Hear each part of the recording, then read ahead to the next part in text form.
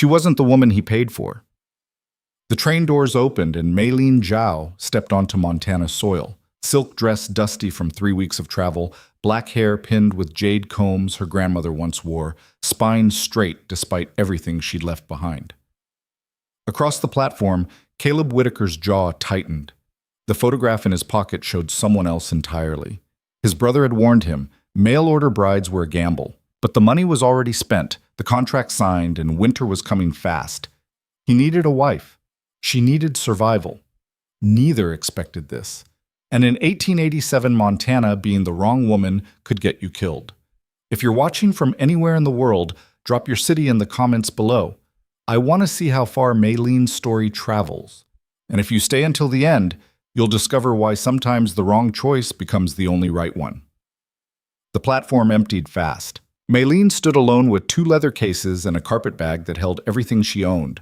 The wind cut through her traveling dress, fine silk that had seemed practical in San Francisco, absurd now against the Montana cold.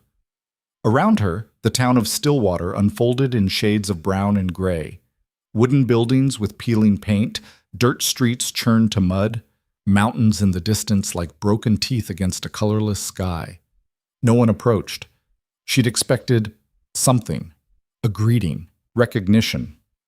The photograph she'd sent ahead was her sister's, yes, but surely the man who'd paid her passage would at least— "You're not her." The voice came from behind, low, flat, carrying the weight of a man who didn't waste words. Maylene turned. Caleb Whitaker stood 6 feet back, hat shadowing his face, hands loose at his sides. Tall, broad-shouldered, maybe 35. Work-weathered in a way that made his age hard to pin. He wore a canvas coat gone gray with use, boots caked in mud, and something darker. His eyes were the color of winter sky, and they swept over her with the same warmth. "No," Maylene said. "I'm not."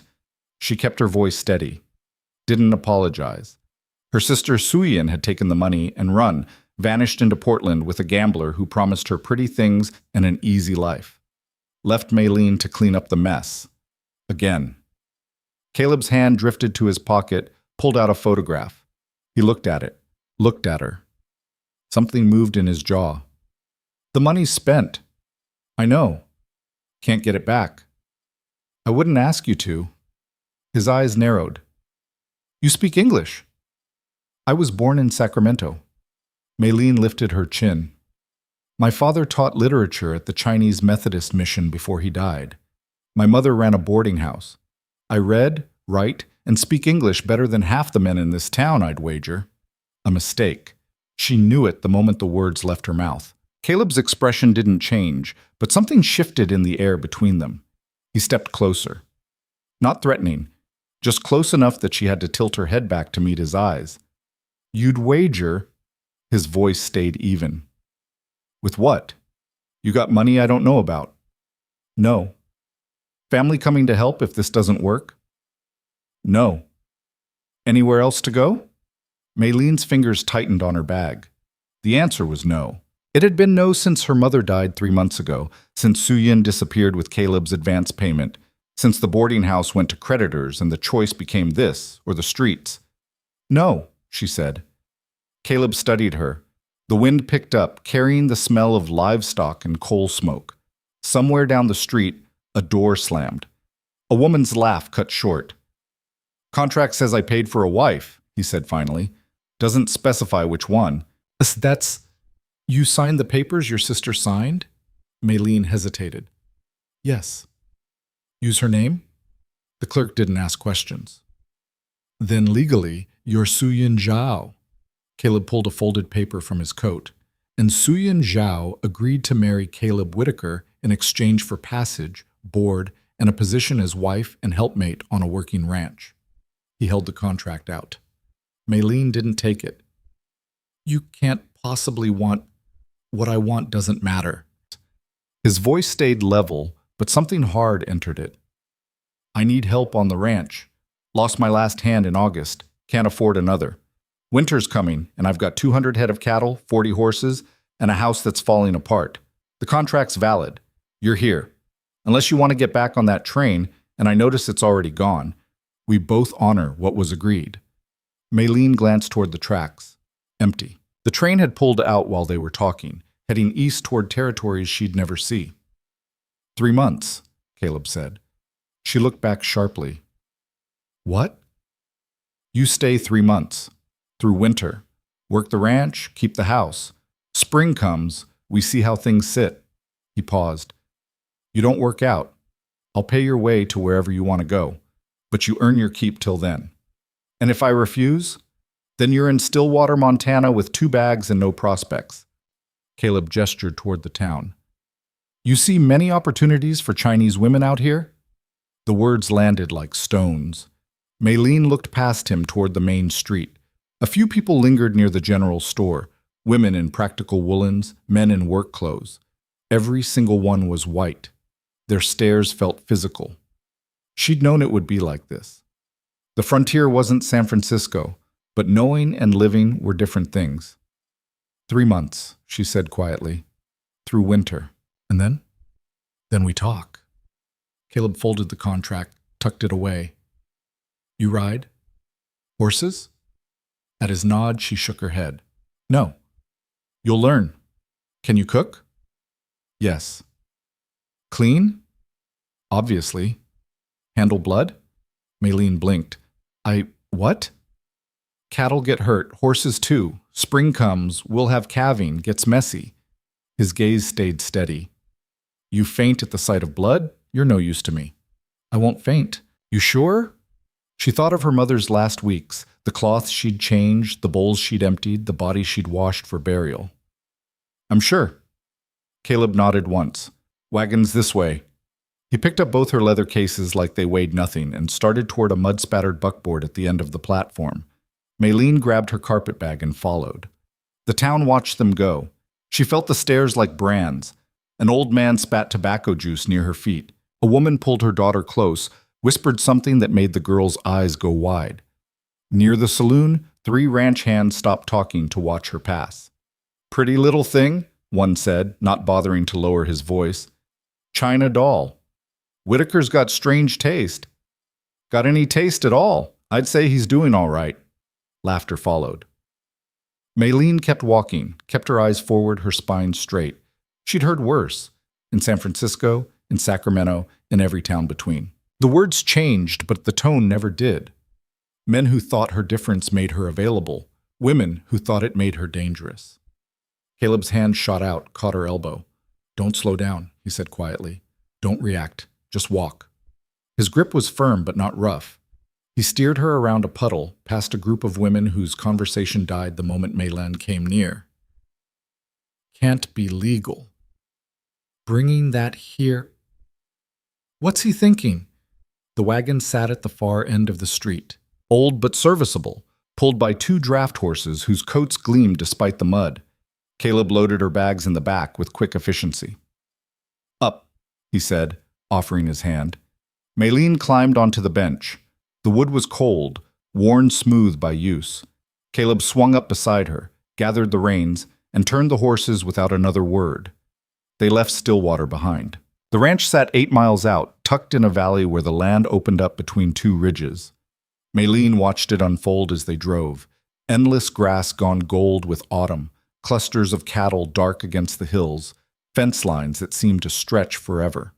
The mountains rose to the west, already snow-capped, stark and beautiful and utterly unforgiving. That's the north pasture, Caleb said, pointing. We'll move the herd down before first snow. South side's got better shelter. Maylene nodded, though she had no idea what that meant. Creek runs through the property. Doesn't freeze till January usually, but last winter it went early. Lost 6 head. His jaw tightened. Can't afford that again. Another nod. They drove in silence after that. The wagon creaked. The horse's breath steamed in the cooling air. Maylene's hands were numb despite her gloves, and her traveling dress, which had seemed so practical that morning, did nothing against the wind. Cold? Caleb asked. I'm fine. There's a blanket behind the seat. I said I'm fine. He didn't push, just kept the horses moving, steady and sure across ground that looked flat but wasn't. Hidden dips and rises that made the wagon jolt, rocks that appeared without warning. The house came into view just before sunset. It was bigger than Maylene expected. 2 stories, built from rough-cut timber that had weathered to silver gray. A wide porch wrapped the front, and smoke rose from a stone chimney. Outbuildings clustered nearby, a barn, a bunkhouse, corrals, what looked like a smokehouse. Caleb pulled the horses to a stop. Home. Maylene climbed down before he could help, her legs shaky from the long ride. The ground felt strange after hours on the wagon, too solid, too still. Barn first, Caleb said. Horses need tending. She followed him into the dim interior. The smell hit her immediately. Hay and leather, manure and horse sweat, dust and something sharp she couldn't name. Caleb worked quickly, unhitching the team, leading each horse to a stall. His movements were practiced, efficient. You'll learn this, he said, not looking at her. Can't have you helpless every time I'm gone. I'm not helpless. Didn't say you were. He hung the harness on a peg, grabbed a brush. Said you'll learn. Maylene watched him work the brush over the first horse's coat. Long, firm strokes that made the animal lean into the contact. There was something careful in how he moved, deliberate. You do this alone? She asked. Every day? Since August. What happened in August? I had quit. Said the work was too hard, the pay too little. Caleb moved to the second horse. He was right on both counts. But you stayed. It's my land. Simple words. But the way he said them, flat, final, made them more than that. When the horses were done, Caleb led her toward the house. Full dark had fallen, and stars were coming out, more than Maylene had ever seen, spread across the sky like spilled salt. Watch the steps, Caleb said. Third one's rotted through. She avoided it. The porch boards creaked under her weight. Inside, Caleb lit a lamp. The room that emerged was stark. A kitchen dominated one end, iron stove, wooden table, shelves lined with mismatched dishes. A sitting area occupied the other. 2 chairs near a fireplace, a worn rug, nothing else. Bare walls. No curtains. The kind of space a man lived in when no one was watching. Upstairs is 2 bedrooms, Caleb said, setting the lamp on the table. You'll take the one on the left. It's got a bed, a dresser, not much else. I'll bring your bags up. Where will you... Other room. Maylene felt something unknot in her chest. Oh. The contract says wife, Caleb said quietly. Doesn't say anything else. You sleep in your room, I sleep in mine. That clear enough? Yes. He studied her a moment longer, then nodded. I'll get your things. He disappeared out the front door. Maylene stood alone in the kitchen, listening to the house settle around her. Old wood contracting in the cold, wind finding gaps in the walls, the stove ticking as it cooled. This was it. Her new life. A house in the middle of nowhere. A man who barely looked at her. A town that hated her on sight. 3 months. She could survive 3 months. Caleb returned with her bags, carried them upstairs without comment. When he came down, he was carrying an armful of blankets. Extra, he said, dumping them on the table. Gets cold at night. You'll want these. Thank you. Stove burns wood. There's kindling in the box by the door, split logs stacked outside. You know how to start a fire? I've managed stoves before. This one's temperamental. Damper sticks. You have to... He stopped. I'll show you tomorrow. Maylene wrapped her arms around herself. Now that they'd stopped moving, the cold was seeping in, through the floorboards, the walls, her inadequate dress. You hungry? Caleb asked. She hadn't eaten since that morning. A little. There's bread in the cupboard, butter, some dried beef. He paused. I'm not much of a cook. I noticed. Something that might have been a smile flickered across his face, gone before she could be sure. Tomorrow, I'll show you around properly, he said. Where things are, what needs doing. Tonight, just get settled. He turned toward the stairs, then stopped. Maylene. It was the first time he'd used her name. The town, he said slowly. What they said, what they'll keep saying. He met her eyes. I can't stop that. Won't pretend I can. But on this ranch, you work for me. That means something. Anyone gives you trouble on my land, you tell me. Understood? Maylene nodded. Good. He started up the stairs, paused halfway. Lock your door if it makes you feel safer. I won't bother you." Then he was gone. Maylene stood alone in the kitchen. The lamp cast long shadows. Outside, an owl called, lonely, distant.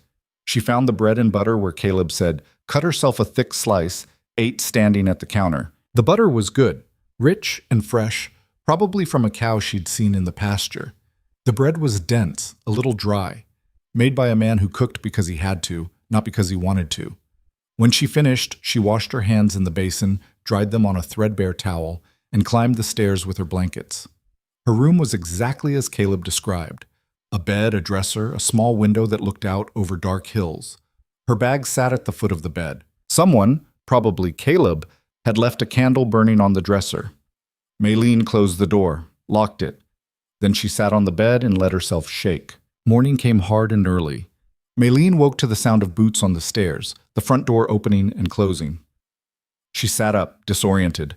The room too dark, the bed too soft, everything wrong. Then she remembered. Montana, the ranch, Caleb. She dressed quickly in the cold, chose the most practical dress she owned, plain brown wool, high-necked, long-sleeved. Her fingers were clumsy with the buttons. Outside, the sky was just starting to gray. Downstairs, the kitchen was empty. But the stove was warm, and someone had left a pot of coffee on the back burner. Maylene poured herself a cup, wrapped her hands around the warmth. The coffee was strong enough to strip paint, black as ink. She added sugar from a jar on the shelf, drank it anyway. The door opened. Caleb came in carrying a bucket of water, frost on his coat. He nodded when he saw her. "Sleep? Enough." "Good." He set the bucket by the stove. "Breakfast is whenever you want it. Eggs are in the cold box outside, bacon's hanging in the smokehouse." He pulled off his gloves. "I've got to check the herd this morning. You can come or stay here. Your choice." "I'll come." Something shifted in his expression. Not quite approval, but close. "Dress warm. We'll be out a few hours." Maylene went upstairs, layered on everything she owned, 2 petticoats, a shawl, her best coat. It still wasn't enough. But when she came down, Caleb was holding out a canvas jacket lined with sheep's wool. "Belonged to the last hand," he said. "It'll be big, but it's warm." She took it. He was right. It hung off her shoulders, the sleeves past her fingertips. But the wool inside was thick and soft, and when she pulled it close, she could feel the heat trapped there. "Better?" Caleb asked. "Better." They went out together. The world had transformed overnight. Frost covered everything, turning the grass to silver, the fence posts to crystal. Their breath steamed. The horses in the corral watched them approach, ears pricked forward. Caleb caught 2, a bay gelding for himself, a smaller mare for Maylene. The mare was black with a white star, gentle-eyed, patient, while Caleb saddled her. "This is Sage," he said. "She's steady. Won't bolt, won't spook easy." He gestured Maylene over. "Left foot in the stirrup. Grab the horn. Pull yourself up and swing your leg over." Maylene tried. Failed. Tried again. Caleb's hand settled on her waist. Firm. Impersonal. On 3. 1, 2. He boosted her up. She landed in the saddle with a thump that made Sage shift, but the mare didn't move otherwise. "Good," Caleb said. "Now hold the reins like this. Not too tight. She'll follow my horse, so just sit steady." Maylene gripped the reins. The saddle felt enormous, the ground too far away. "That's it?" "For now." He swung onto his own horse with easy grace. "We'll work on the rest later. Ready?" "No." "Yes." They rode out. The valley opened before them, vast and golden in the early light. Cattle dotted the hills, dark shapes against pale grass, moving slowly. The mountains rose to the west, sharp against a sky turning blue. It was beautiful, terrifying. Maylene held on. Caleb rode ahead, checking fence lines, counting cattle, stopping occasionally to study the land with an intensity that suggested he saw things she couldn't. He didn't talk much, just pointed out landmarks when they passed. The creek, the old line shack, the place where the north and south pastures met. "This is all yours?" Maylene asked at one point. "All mine." He said it without pride or bitterness, just fact. 200 acres. My father filed the claim in '65, built the house in '67. I was 5. Where is he now? Dead. 10 years. Caleb turned his horse. Mother, too. Fever took them both that winter. I'm sorry. He shrugged. Long time ago. They rode on. Around mid-morning, they stopped at the creek to water the horses. Maylene climbed down, graceless, her legs shaking. Everything hurt. Her back, her thighs, places she didn't have names for. Caleb noticed. Sore? I'm fine. You'll be worse tomorrow. He pulled something from his saddlebag. Dried beef wrapped in cloth. Here, eat. They sat on rocks by the water, chewing in silence. The creek ran clear and fast, ice forming at the edges. Maylin watched it flow, thought about how different water looked here than in San Francisco, cleaner, colder, like it had never touched anything human. Why did you need a wife? She asked. Caleb stopped chewing. What? A hand quit. You needed help. Why not hire another man? Tried. No one wants the work. So you bought a wife instead. Contracted, he corrected. And it made sense. I need someone who'll stay, not drift off when something better comes along. Someone who can manage the house, help with the animals, stick through winter. He looked at her. Marriage makes people stay. Does it? The legal kind does. Maylene turned that over. And after, when the 3 months are done? Depends. On what? On whether you're still here. Caleb stood, dusted off his hands. On whether you want to be. He offered his hand. Maylene took it, let him pull her to her feet. His grip was calloused, strong. He didn't let go immediately. You're doing all right, he said quietly, for someone who's never been on a horse. I'm terrified. I know, but you're still here. He released her hand. That counts. They rode back in comfortable silence.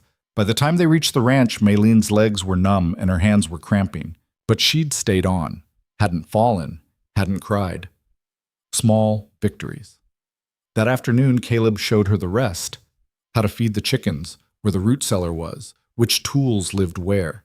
He was patient, methodical, explained things once, expected her to remember. You'll pick it up, he said when she fumbled with the chicken feed. Just takes time. At dinner, beans and cornbread Maylene made while Caleb worked outside. They ate at opposite ends of the table. The silence felt different than the mornings, less hostile, just quiet. Tomorrow, Caleb said, sopping up beans with bread, I need to ride to the Hendersons. Check on a bull I sold them. You'll come. Why? So people see you, see us together. He met her eyes. You're my wife on paper. Need to be my wife in town, too. Otherwise, the talk gets worse. Maylene's stomach tightened. The Hendersons, they're white. Yes, they'll stare. They'll ask questions. Caleb pushed his plate aside. You answer however you want, but you're Maylene Whitaker now. That's what the paper says. Anyone has a problem with it, they take it up with me.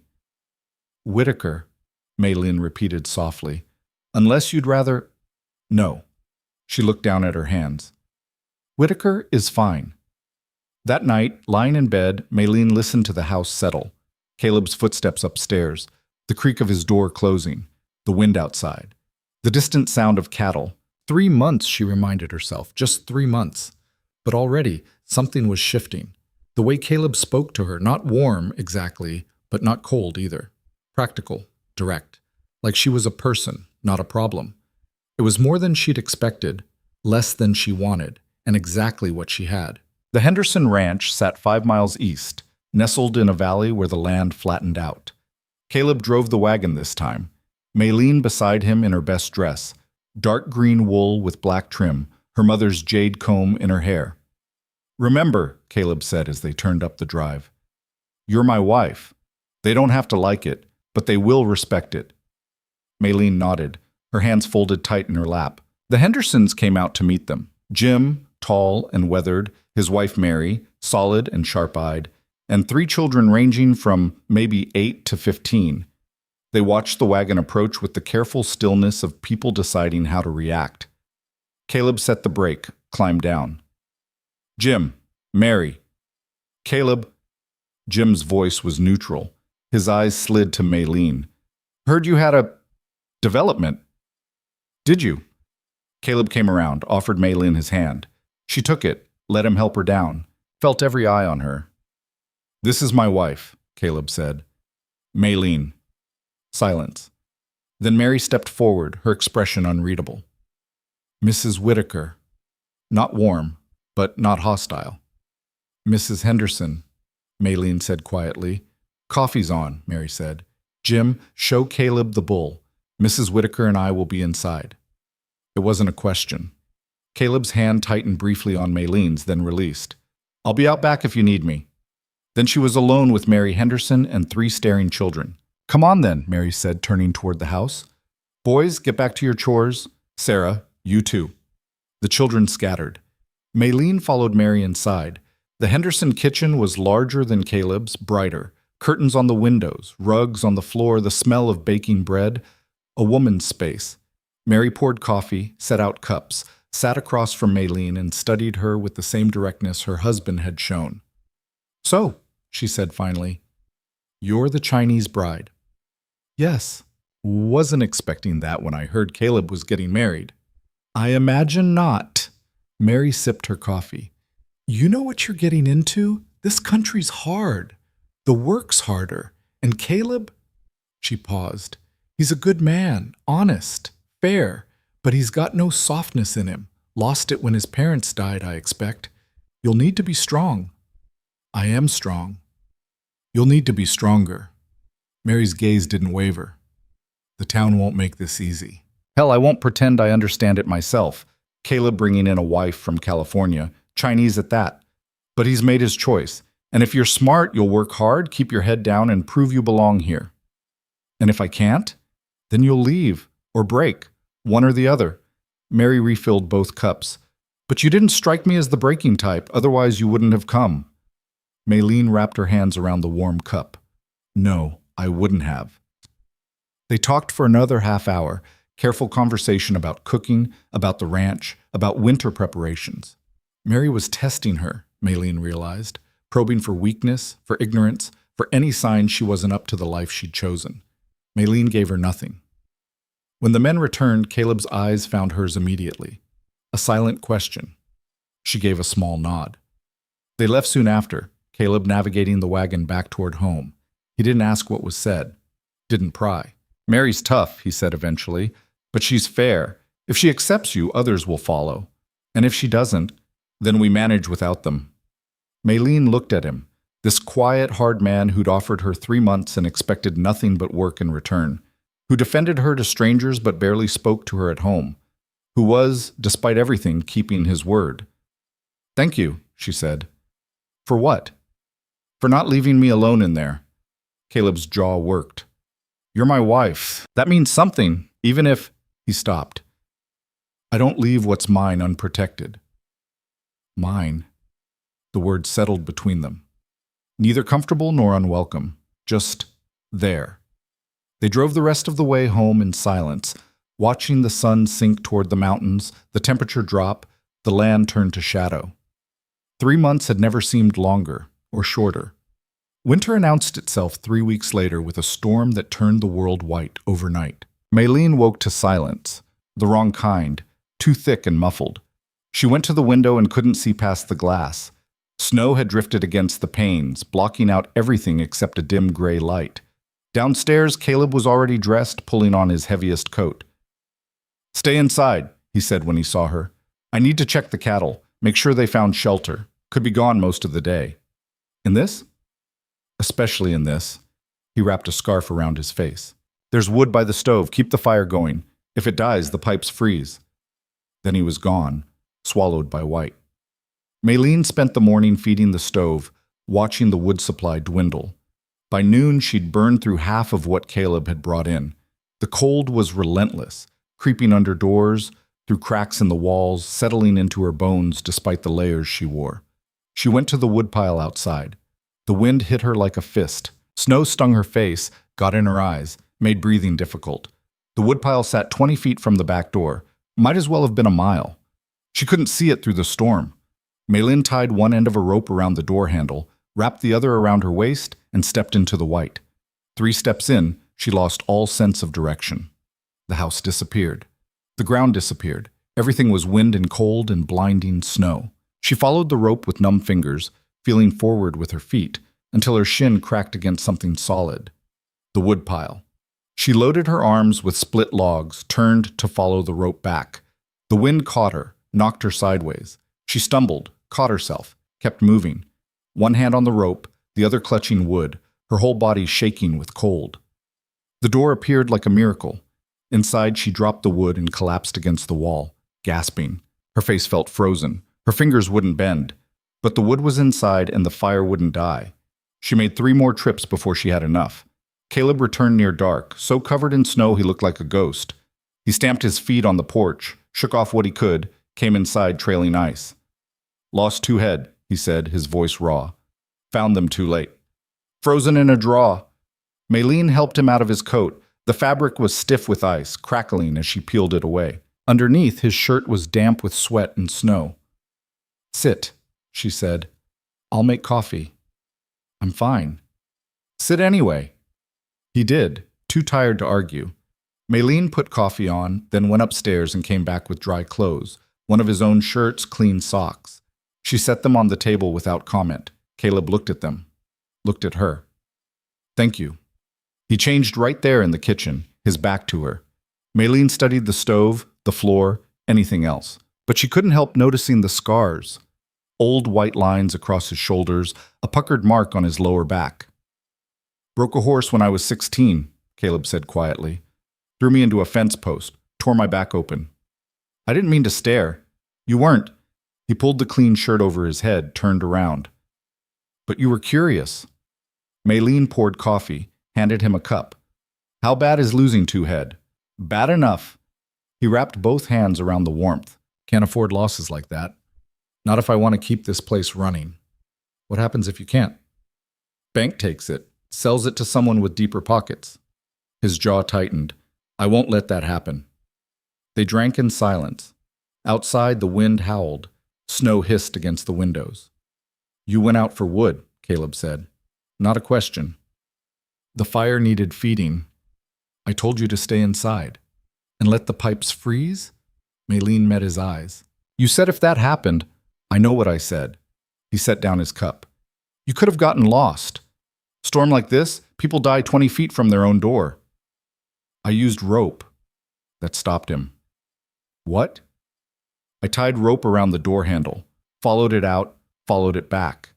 She showed him her hands, red and raw where the rope had burned. "Seemed safer than guessing."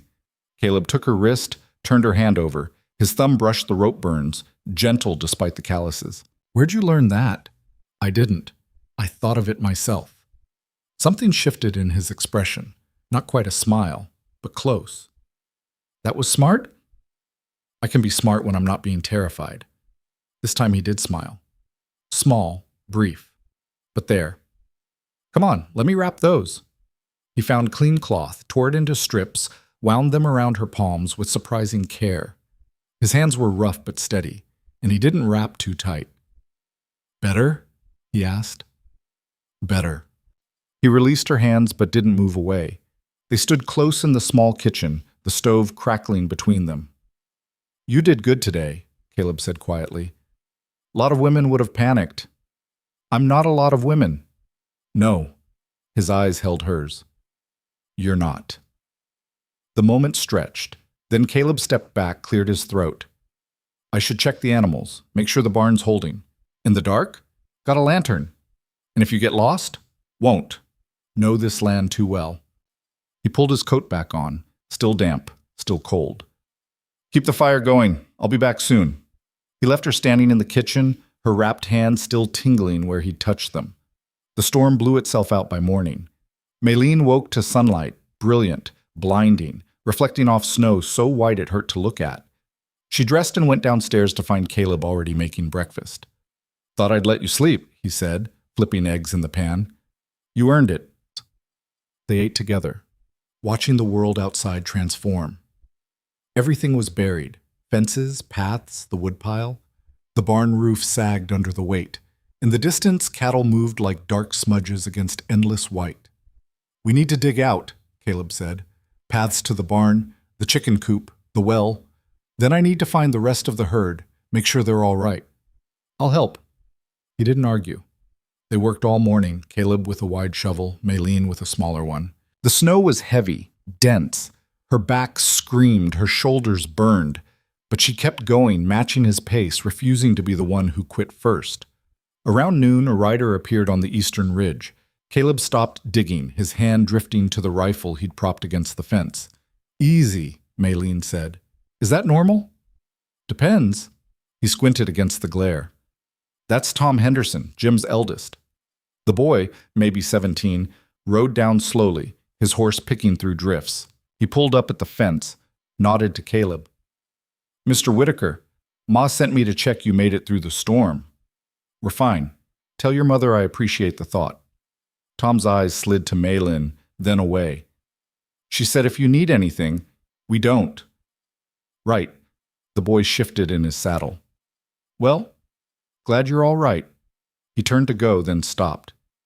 Mr. Whitaker, there's talk in town about your wife. Caleb's voice went flat. What kind of talk? Just talk. You know how people are. Tom looked uncomfortable. Ma wanted you to know, case you wanted to, I don't know, do something about it.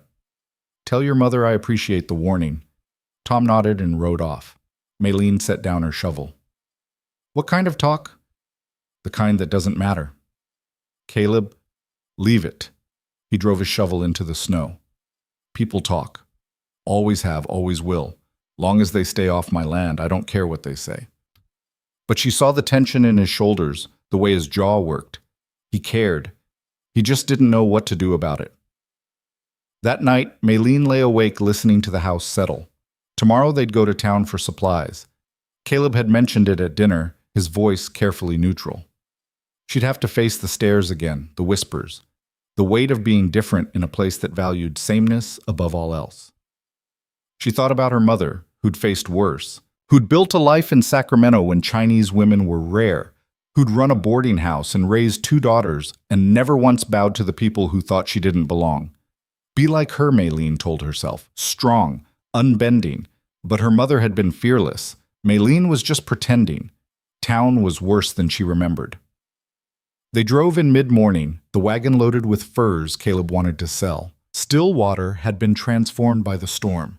Snow piled high on either side of the main street, icicles hanging from every roof.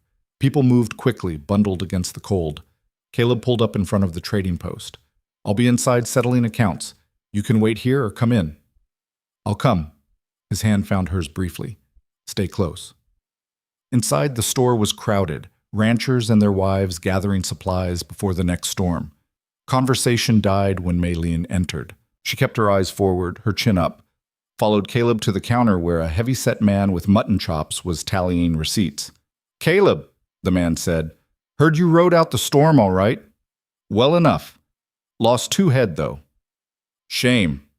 The trader's eyes flicked to Maylene. This the wife. Maylene, this is George Perry, owns the trading post. Perry nodded, his expression carefully blank. Ma'am. Mr. Perry. I've got furs, Caleb said. Good quality. You interested? Depends on the price. They haggled while Maylene stood nearby, acutely aware of the other customers. 2 women whispered near the fabric. A rancher stared openly until his wife elbowed him. A child pointed until her mother pulled her hand down. Can't believe he actually... What was he thinking? Brought her right into town like she belongs. Maylene's heads curled into fists. Problem? She turned. A woman stood behind her, middle-aged, sharp-featured, wearing a dress that cost more than everything Maylene owned. Her eyes were cold. No, Maylene said quietly. No problem.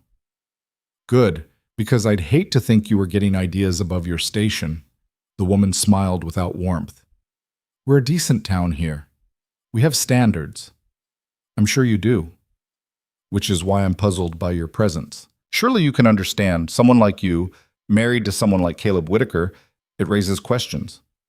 What kind of questions? The kind decent people don't ask out loud. The woman's voice dropped. But I'll be plain, since you seem to need it.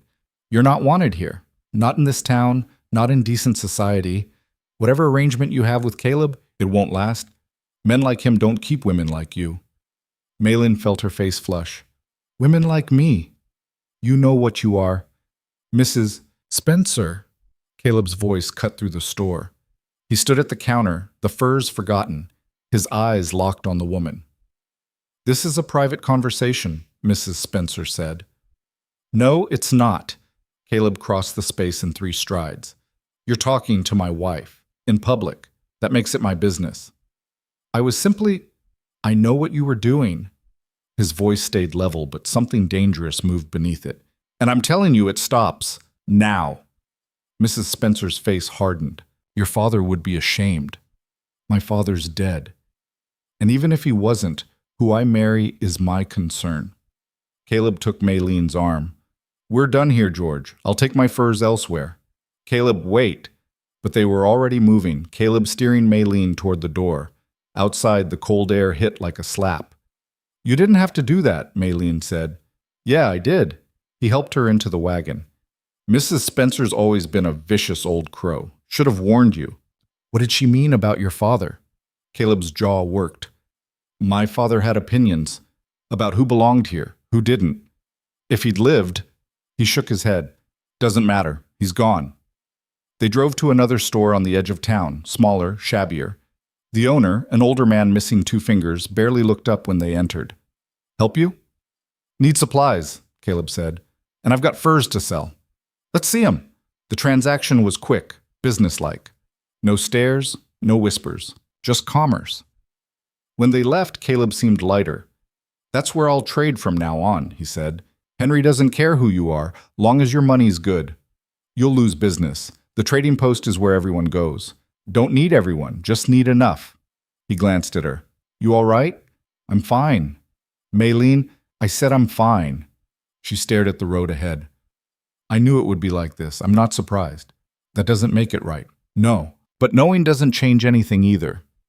They rode in silence. Back at the ranch, Maylin helped unload supplies, then went inside to start dinner. Her hands shook as she peeled potatoes. Mrs. Spencer's words kept echoing. You know what you are. She did know. She was the wrong bride. The unexpected one. The one who didn't belong. Dinner was quiet. Caleb ate without comment, his mind clearly elsewhere. When they finished, he pushed back from the table. I'm going to check the barn. It's late. Won't take long. He left. Maylene cleaned up, washed dishes, tried to settle the anger still simmering in her chest. She was drying the last plate when the door opened. Caleb stood in the doorway, snow on his shoulders. Come outside. What? Just come. She followed him into the cold. He led her past the barn, up a small rise behind the house. There, he stopped and pointed. The northern lights. Maylene had never seen anything like it. Ribbons of green and blue rippling across the sky, dancing and shifting, so beautiful it hurt. She stood transfixed, her breath clouding in the freezing air.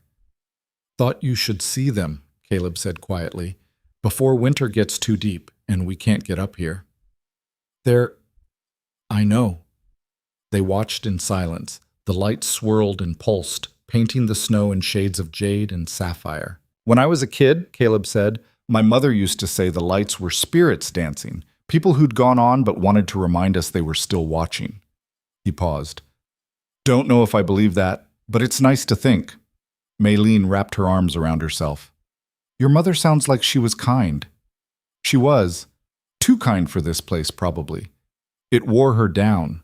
He glanced at Maylene. You remind me of her sometimes. How? The way you don't quit, even when quitting would be easier. He turned back to the lights. She was like that, right up until the fever took her. I'm sorry you lost her.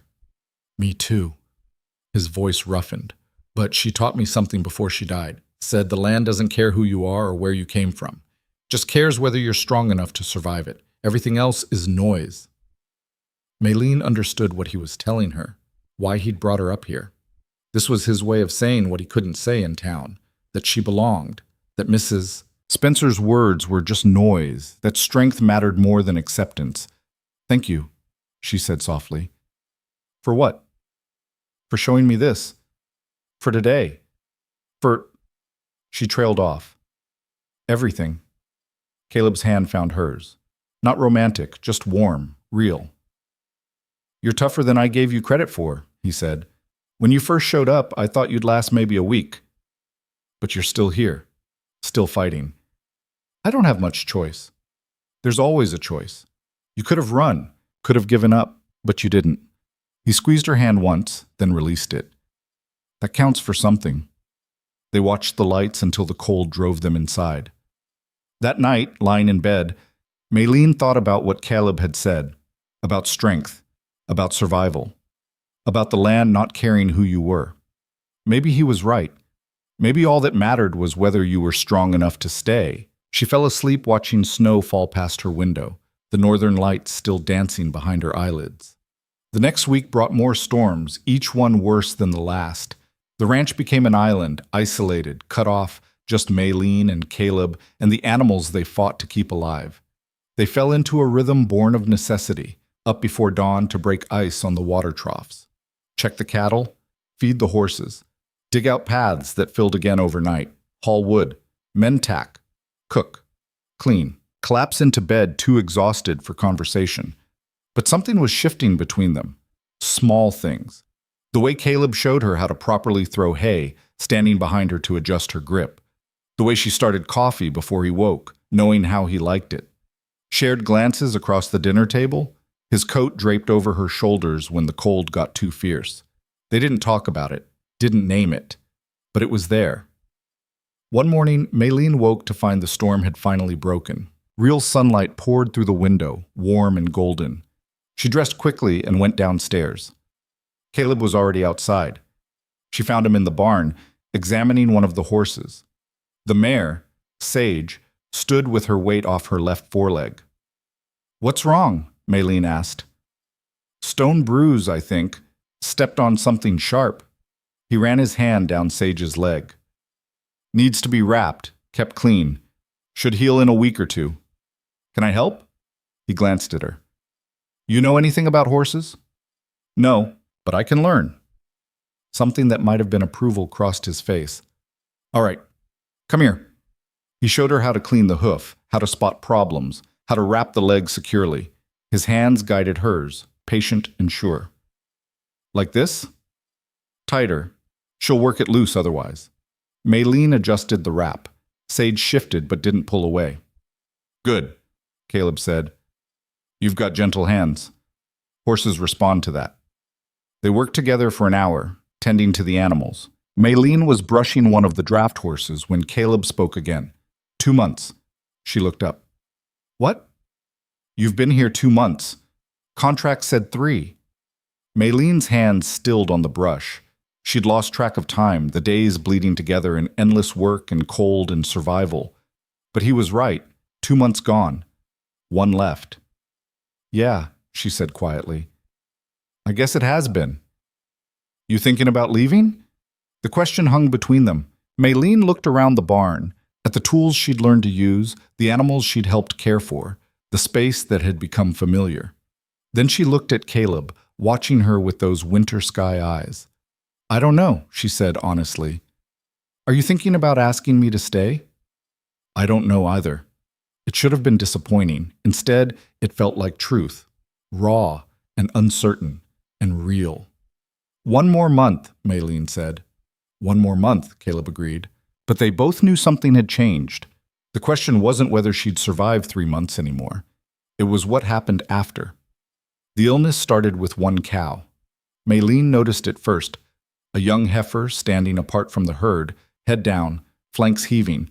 She pointed it out to Caleb during their morning check. "That one. Something's wrong." Caleb rode closer, dismounted. The heifer didn't move when he approached, didn't even lift her head. He put his hand on her neck, felt along her ribs. "Fever," he said. "High one." "What causes that?" "Could be anything. Bad water, spoiled feed, disease." He stepped back, his face grim. "Need to separate her from the rest. Whatever she's got, I don't want it spreading." They moved the heifer to a small pen near the barn. By evening, 2 more cattle showed the same symptoms, listless, feverish, refusing to eat. By the next morning, it was 5. Caleb didn't sleep that night. Maylin woke around 2 to find his side of the house dark, his bed empty. She went downstairs and found him at the kitchen table, surrounded by papers, veterinary guides, old journals, notes in his father's handwriting. "Caleb," he looked up. His eyes were bloodshot, his hair standing in all directions where he'd run his hands through it. "It's spreading," he said. "Lost one already. Found her dead an hour ago." Maylin sat down across from him. "What does the book say?" "Books say a lot of things. None of them helpful." He pushed the papers away. "Could be Texas fever, could be blackleg, could be something I've never heard of. Without knowing what it is, I can't treat it. And by the time I figure it out, I could lose half the herd." "How many are sick now?" 8. That I know of." He scrubbed his face with both hands. "This ranch can't survive losing that many. I'm already stretched thin from the winter losses. This happens, I'll have to sell. No choice." Maylin picked up one of the journals, scanned the symptoms listed. Fever, lethargy, loss of appetite, labored breathing. The descriptions matched what she'd seen, but the treatments varied wildly. Some said isolation and rest. Others recommended bloodletting. Others suggested the animal was already lost. "May I see the sick ones?" she asked. Caleb frowned. "Why?" "I want to look at them." "Maylin, there's nothing. Please." He studied her a moment, then shrugged. "Can't hurt, I suppose." They went out into the pre-dawn cold. In the isolation pen, the sick cattle huddled together, their breathing harsh and labored. Maylin moved among them slowly, studying each one. She noticed the discharge from their nostrils, thick, yellowish, the way they kept their heads low, how their eyes seemed clouded. Something tugged at her memory. "Do you have ginger root?" she asked suddenly. "What?" "Ginger. And garlic if you have it. Honey, too." Caleb stared at her. "For what?" "My mother used to treat respiratory illness with a mixture, ginger, garlic, honey, hot water. I watched her do it dozens of times at the boarding house when people got sick." She gestured to the cattle. "This looks similar. The breathing, the discharge. Worth trying, isn't it?" "These are cows, not people." "Sickness is sickness. The principle might be the same." Maylin met his eyes. "You said yourself the books aren't helping. What do you have to lose?" He was quiet for a long moment. Then he turned toward the house. "I'll see what we have." They worked through the morning, crushing ginger and garlic, mixing it with honey and warm water. The paste smelled strong enough to burn eyes. Caleb looked skeptical. "You really think this will work?" "I think doing something is better than watching them die." While they forced the mixture down each sick animal's throat. Messy, difficult work that left them both covered in the stuff.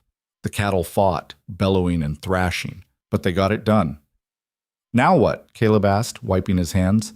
"Now we wait." By that afternoon, 3 more cattle showed symptoms. Caleb's jaw got tighter with each one. They separated the new cases, administered the mixture. Maylin could see doubt eating at him. "This isn't working," he said as they finished with the last one. "Give it time." "Time's what I don't have." He leaned against the fence, shoulders slumped. "I should ride to town, see if Doc Miller will come out. He treats animals sometimes." "In this weather? The roads are barely passable. Better than standing here watching everything fall apart." He pushed off the fence. "I'll leave at first light." That night, Maylin checked the sick cattle every few hours. She told herself she was looking for improvement, but really she was looking for hope. Any sign that what she'd done wasn't making things worse. Around midnight, she noticed something. The first heifer, the one they'd treated that morning, had lifted her head. Not much, just a few inches. But her eyes looked clearer. And when Maylin offered her water, she drank. Maylin's heart jumped. She went to the house, took the stairs 2 at a time, knocked on Caleb's door. "What?" His voice was thick with exhaustion. "The heifer, she's drinking." A pause. Then his door opened. He was half-dressed, hair disheveled. "You sure?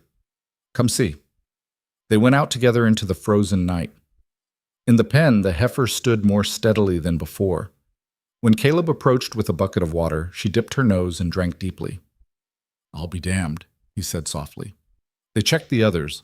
2 more showed slight improvement, brighter eyes, less labored breathing. The rest were unchanged, but they weren't worse either. "It's working," Maylin whispered. Caleb turned to look at her. In the moonlight, his face was shadowed, unreadable. But something moved in his expression, surprise, relief, something deeper she couldn't name. "How did you know?" he asked. "I didn't. I just remembered my mother, the way she'd mix remedies, how she'd say that sometimes old knowledge works better than new books." Maylene hugged herself against the cold. "I thought it was worth trying." "You saved them." His voice was rough. "The books didn't. The journals didn't. You did. We don't know that yet. They could still—" "Maylene." He stepped closer. "You saved them." She looked up at him. He was close enough that she could see the exhaustion in his face, the lines around his eyes, the shadow of stubble on his jaw. Close enough that when he reached out, his hand found hers easily. "Thank you," he said quietly. "I just did what I could. That's more than most would have done." His thumb brushed across her knuckles. "More than I expected." They stood like that for a moment, hands clasped, breath clouding between them. Then Caleb cleared his throat, stepped back. "We should get some sleep.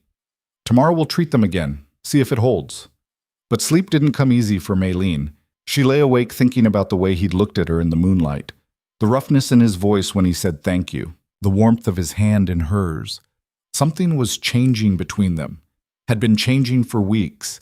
She'd felt it in small moments, the way he'd started asking her opinion on things, how he'd begun to wait for her before making decisions, the casual touches that had become more frequent. This was different, though. This was him seeing her not as the bride he didn't choose, or the help he'd contracted for, but as someone who mattered, someone whose instincts he trusted, someone who'd proven her worth when it counted most. By morning, 7 of the 11 sick cattle showed improvement. The rest weren't worse. Caleb and Maylene treated them all again, working side by side in comfortable silence. "I won't ride to town," Caleb said as they finished. "No point now." "You're sure?" "Yeah." He looked at the recovering animals. "Whatever you're doing, it's working better than anything Doc Miller could manage." Over the next 3 days, the illness retreated. One by one, the cattle recovered, slowly at first, then with gathering strength. The discharge cleared. The fever broke. They started eating again, moving among the herd with increasing vigor. Only one didn't make it, the cow that had died before they started treatment. On the 4th day, Caleb declared the crisis over. They were in the barn when he said it, mucking out stalls. Maylene paused mid-shovel, looked over at him. "Over? You're certain?" "As certain as I can be. No new cases in 3 days. All the sick ones are improving. Whatever hit them is done." He leaned on his pitchfork. "Thanks to you." "I just tried something. Could have made it worse." "But it didn't. You took a risk when I was ready to give up." He shook his head. "I was so focused on what the book said, I couldn't see past my own fear. You didn't have that problem." "I had plenty of fear." "Maybe. But you didn't let it stop you." He stabbed the pitchfork into the hay. "That takes guts." Maylene felt heat rise in her face. "Anyone would have—" "No, they wouldn't have." Caleb crossed the space between them. "Most people see a problem. They look for the safe answer, the approved answer. You looked for what worked. That's different." He was close again. Close enough that Maylene had to tilt her head back to meet his eyes. "I meant what I said the other night," he continued quietly. "You saved this ranch. Not me. You." "We saved it," Maylene corrected. "Together." Something shifted in his expression. "Together?" he repeated. "Yeah, I suppose we did." The moment stretched.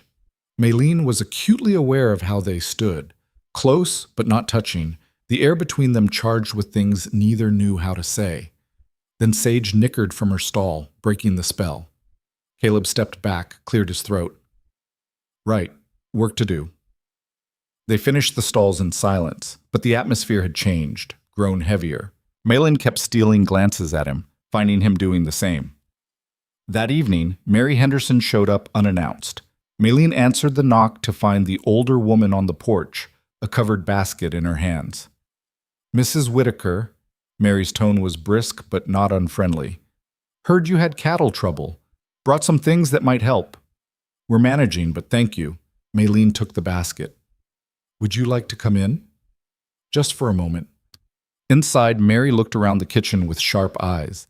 Maylene saw her take note of the clean floors, the organized shelves, the pot simmering on the stove. She wondered what the woman was thinking. "Caleb here?" Mary asked. "In the barn. I can get him—" "No need, it's you I came to see." Mary settled into a chair without invitation. "Word around town is you cured sick cattle with some kind of Chinese medicine." Maylene set the basket down carefully. "It wasn't Chinese medicine, just ginger and garlic and honey.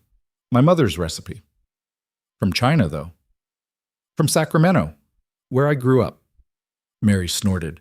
"Don't get prickly. I'm not here to argue about where remedies come from. I'm here because half the ranchers in the county are dealing with the same illness, lost stock, and if you've got something that works—" Understanding dawned. "You want to know how to make it." "I want to know if it really works, or if Caleb's cattle just got lucky." Maylene sat down across from her. "They weren't lucky. They were dying. I treated them, and they recovered. All but one." "And you think it was your remedy?" "I know it was." Mary studied her for a long moment. "You're confident, I'll give you that." "I'm certain. There's a difference."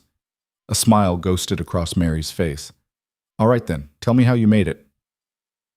They spent the next hour talking, Maylene explaining the preparation, Mary asking detailed questions. The older woman was sharp, Maylene realized. She understood livestock, understood illness, understood the desperation of watching animals die while feeling helpless. "This could help a lot of people," Mary said finally. "If it works like you say." "It works." "Then I'll tell the others." "But Maylene?" Mary's expression turned serious. "This won't make you popular. There's folks in town who'll say you're trying to poison good Christian cattle with heathen remedies. They'll call it witchcraft, or worse. Let them. They'll make life harder for you." "Life's already hard." Mary studied her, then nodded slowly. "You're stronger than you look. I thought so when we first met, but now I'm sure." She stood, gathered her shawl. "You've got my respect for what it's worth, and my husband's too. We'll spread word about the remedy." After Mary left, Maylene stood on the porch, watching her ride away. Caleb emerged from the barn, saw Mary's retreating figure. What did she want? The remedy for other ranchers. His eyebrows rose. "You gave it to her?" "Of course. Why wouldn't I?" "Because those ranchers include people who've said ugly things about you, who've made it clear you're not welcome. Their cattle aren't to blame for their owner's ignorance." Maylene turned to face him. "Besides, if the remedy helps, maybe they'll think twice about judging what they don't understand." Caleb shook his head slowly. "You're something else, you know that." "Is that a good thing?" "Yeah." His voice was rough. "It is." Over the next week, word spread. Ranchers came to the house, some openly, others after dark when no one would see. They asked about the remedy with varying degrees of respect. Some thanked her. Others took the information without a word and left. A few made it clear they thought she was peddling snake oil, but were desperate enough to try anything. Maylene gave the recipe to all of them. "You should charge," Caleb said one evening after yet another visitor. "You've got something people need, could make good money." "I don't want their money." "Why not?" "Because my mother never charged when someone was sick. She said healing wasn't something you profit from." Maylene poured coffee. "Besides, I don't need their gratitude. I just need them to stop dying from stubbornness." Caleb laughed, a real laugh, not the half sounds he usually made. "Fair enough." They sat together at the table, drinking coffee in comfortable silence. Outside, night had fallen. Inside, lamplight made the kitchen feel warm, almost cozy. 3 months is up next week," Caleb said suddenly. Maylene's hand stilled on her cup. She'd been trying not to think about it. "I know." "You made plans? For after?" "No." "Why not?" She looked at him. He was watching her with those winter sky eyes, his expression unreadable. "Because I don't know what happens next," she said honestly. "The contract said 3 months. We never talked about what comes after." "We're talking now." "Are we?" Caleb set down his cup. "You want to stay?" The question hung between them, simple words carrying enormous weight. "Do you want me to?" Maylene asked quietly. "I wouldn't ask if I didn't." "That's not an answer."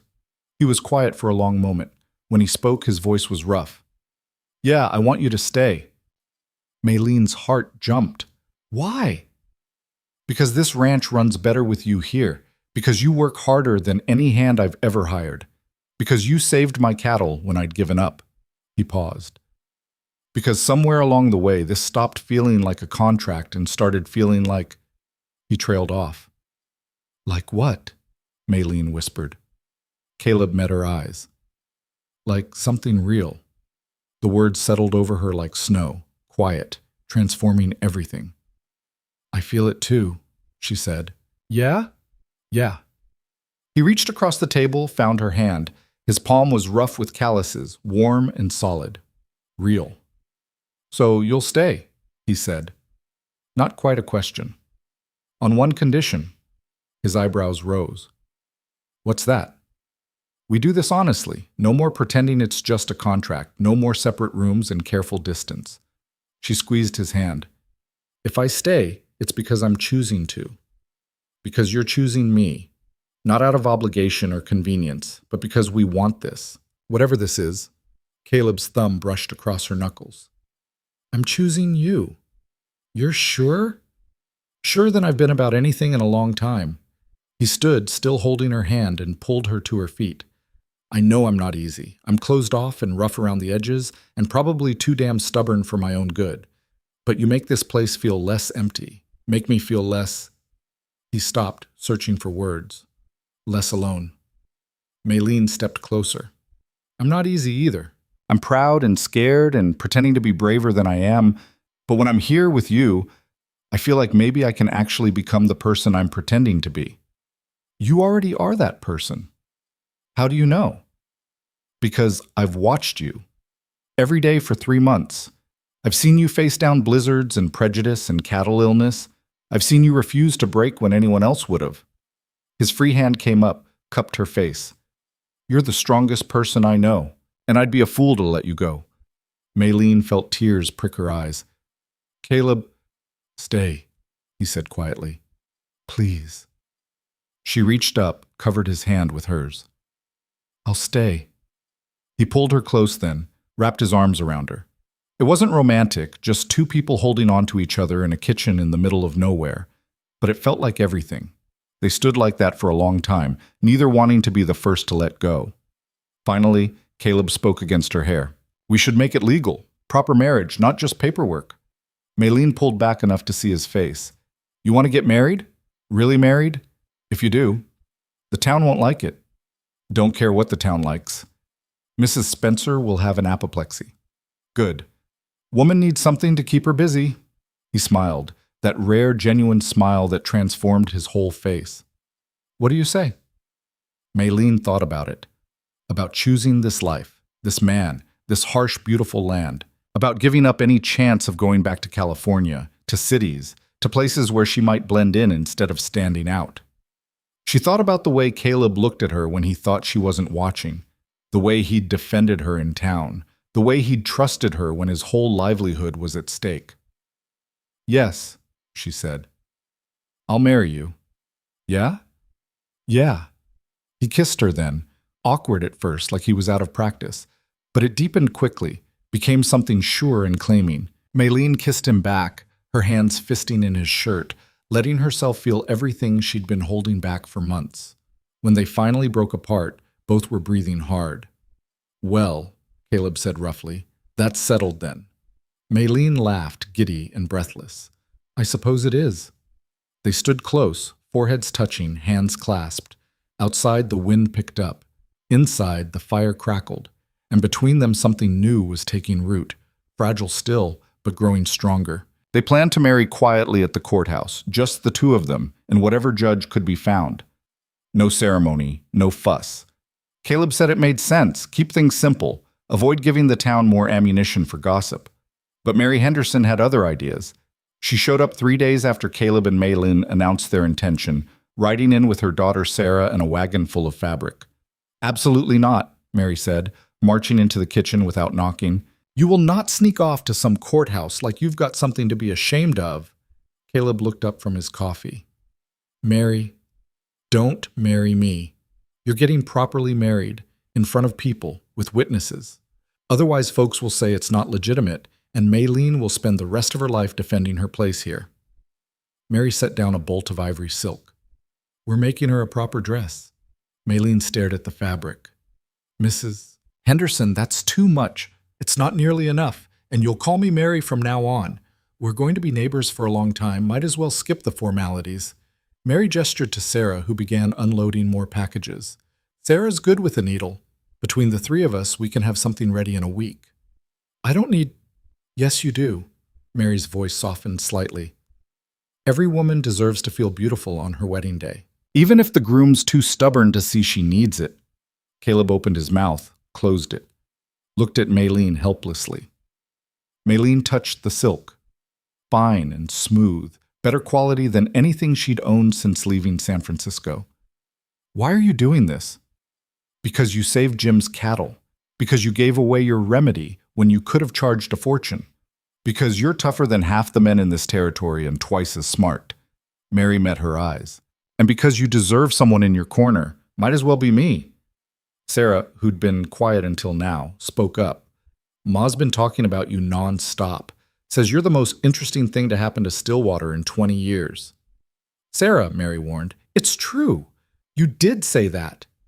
Mary's mouth twitched. Well, perhaps I did. Maylene felt something warm unfold in her chest. Acceptance, maybe, or the beginning of friendship. All right then, if you're sure. I'm sure. Now let's get your measurements. The next week was a blur of activity. Mary and Sarah came every day, bringing fabric and thread and patterns. They worked in the kitchen, spreading out the ivory silk, cutting and pinning while Maylene stood still and let them fuss. You've got good posture, Sarah said, mouth full of pins. Ma, look how straight she stands. I see it. Rare thing these days. Mary adjusted a seam. Most women slouch, but not Maylene. My mother used to hit my back with a wooden spoon if I didn't stand properly, Maylene said. Said poor posture showed poor character. Sarah laughed. Sounds like Ma. Your mother was wise, Mary said. Now hold still. This part's tricky. While the women worked on the dress, Caleb stayed busy outside. But Maylene noticed him watching through the window sometimes, his expression unreadable. One evening after Mary and Sarah left, he came in to find Maylene cleaning up scraps of fabric. They're making quite a production of this, he said. Does it bother you? No, just surprised. He picked up a piece of ivory silk, rubbed it between his fingers. Mary's taken a shine to you. She's being kind. Mary Henderson doesn't do anything out of kindness. She does things because she thinks they're right. He set the fabric down. She thinks you're right for me, for this place. And what do you think? Caleb crossed the kitchen, pulled her close. I think I'm the luckiest bastard in Montana. Maylene leaned into him. Language. You've heard worse. Doesn't mean I want to hear it from you. He laughed against her hair. Yes, ma'am. They stood like that, swaying slightly, until the coffee pot boiled over and broke the moment. The dress was finished 2 days before the wedding. Mary insisted Maylene not see it until the day of, said it was bad luck. Instead, she focused on everything else, cleaning the house top to bottom, preparing food for the small gathering Mary had organized despite Caleb's protests. Just a few people, Mary had said.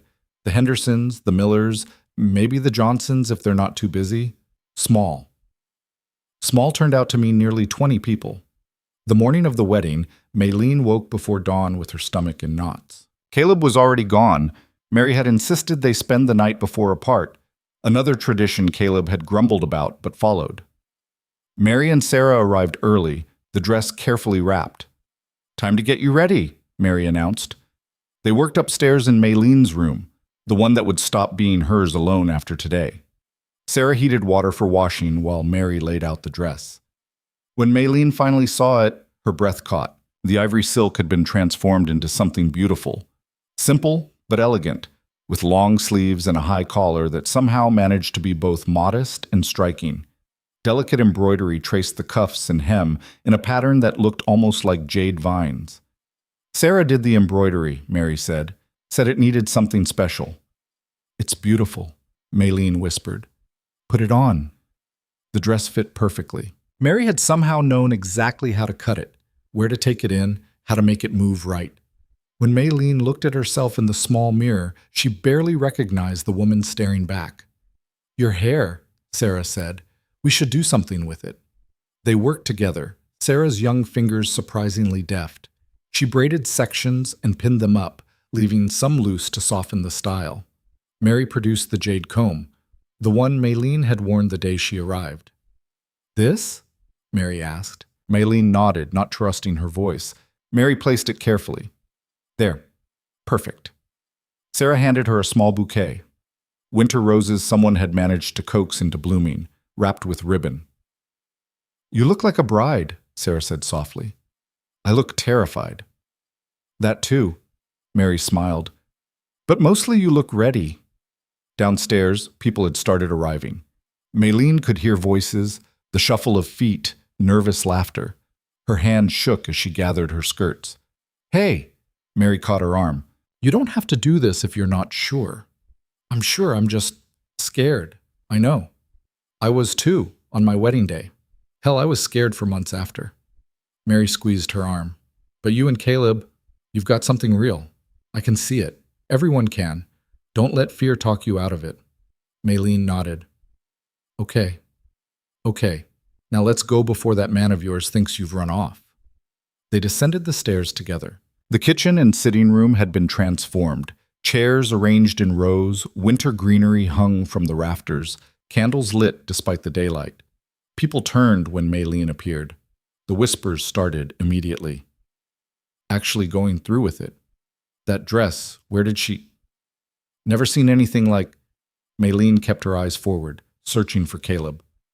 He stood at the front near the fireplace, wearing what had to be his best shirt, still worn at the collar, but clean and pressed. His hair was combed back, his face freshly shaved. When he saw her, something shifted in his expression. He looked stunned. Maylene walked toward him, Mary on one side, Sarah on the other. The room felt too small, too crowded, but Caleb's eyes never left hers. When she reached him, he found his voice. "You look—" He trailed off. "I don't have words." "Beautiful will do," Mary said dryly. "Now where's this judge?" A thin man stepped forward, Judge Morrison, who rode the circuit between counties. He looked uncomfortable, but resigned. "We'll keep this brief," he said.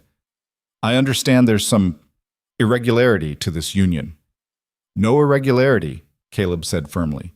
"Just two people getting married, same as anyone." Morrison's mouth thinned. "Nevertheless, do you, Caleb Whitaker, take this woman—" "Her name's Maylene," Caleb interrupted. "Use it." A murmur went through the crowd. Morrison flushed. "Do you, Caleb Whitaker, take Maylene Zhao to be your lawfully wedded wife?" "I do." "And do you, Maylene Zhao, take Caleb Whitaker to be your lawfully wedded husband?" Maylene looked at Caleb, at this hard, quiet man who'd given her a chance when he didn't have to, who'd defended her, trusted her, chosen her. "I do." Morrison produced a ring, simple gold, likely Caleb's mother's. Caleb took it, slid it onto Maylene's finger. His hands were steady despite the tremor she could feel in them. "By the power vested in me by the territory of Montana, I pronounce you man and wife." Morrison closed his book. "You may kiss the bride." Caleb hesitated, suddenly awkward. Then he cupped Maylene's face in both hands and kissed her, brief and chaste, but carrying enough warmth that heat flooded Maylene's cheeks. The crowd erupted in scattered applause. Not everyone, Maylene noticed. Some faces were stony, others openly disapproving.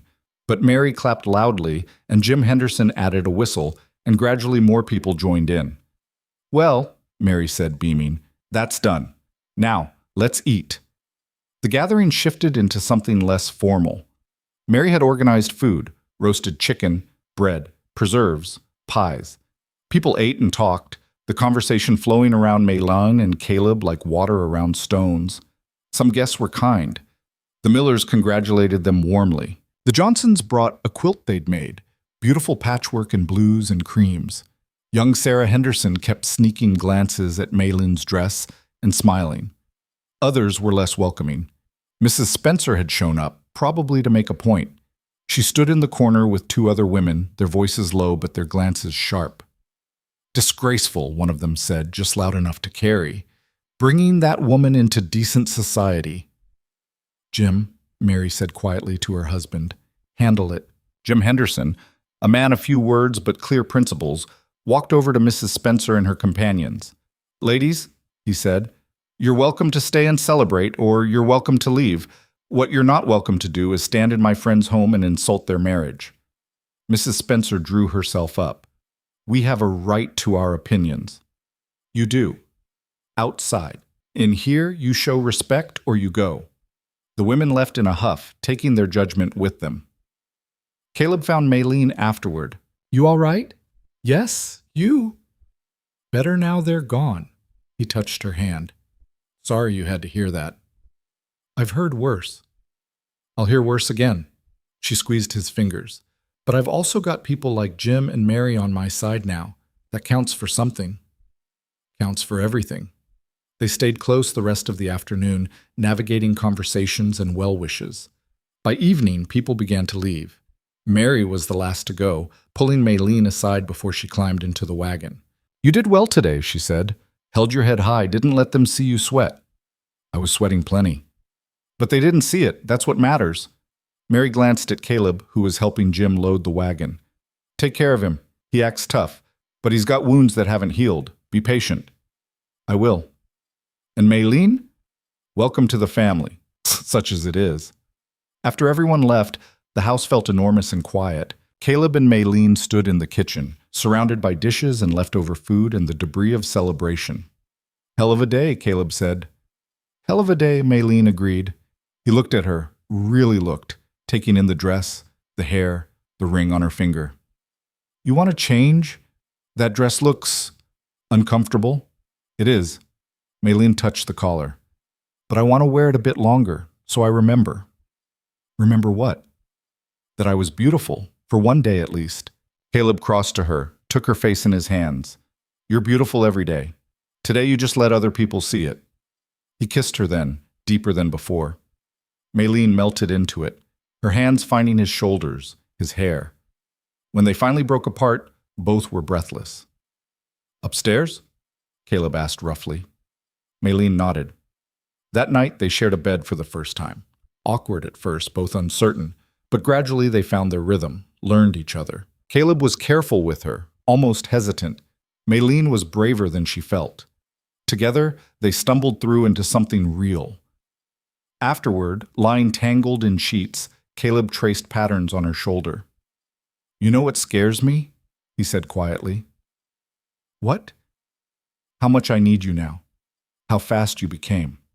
He struggled for words. Essential. Maylene turned to face him. That scares you? Yeah, because if something happened, if you left or... He stopped.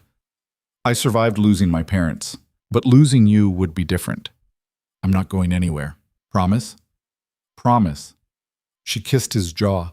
You're stuck with me now. He pulled her closer. Good. They fell asleep like that, wrapped around each other, the house quiet around them. The peace lasted exactly 4 days. Maylene was in the barn, feeding the horses, when she heard voices outside. Male voices, loud and aggressive. She stepped out to find 3 men confronting Caleb near the corral. She recognized 2 of them, ranch hands who worked for the Spencer family. The third was a stranger, tall and rangy with mean eyes. Not how things are done, one of the hands was saying. You can't just bring in some foreign woman and expect... Expect what? Caleb's voice was dangerously quiet. Expect to run my own ranch how I see fit? Expect decent folk to accept it, the stranger said. You've made a mockery of marriage, Whitaker. Married a Chinaman. Watch your mouth. Or what? You'll defend her honor? The man spat. She's got no honor to defend. Women like that, they're all the same. Just after whatever they can get. Caleb's fist connected with the man's jaw before Maylene could blink. The stranger went down hard. The other 2 jumped forward, grabbing Caleb's arms. He threw one off, but the other got a grip on his collar. The stranger scrambled up, blood on his mouth, and drove his fist into Caleb's stomach. Maylene ran forward. Stop it! Stop! Stay back, Caleb gasped. But she didn't. She grabbed the pitchfork leaning against the barn and swung it at the nearest man, not hard enough to hurt, but hard enough to make him let go of Caleb and stumble back. "Get off my property," she said, her voice shaking but firm.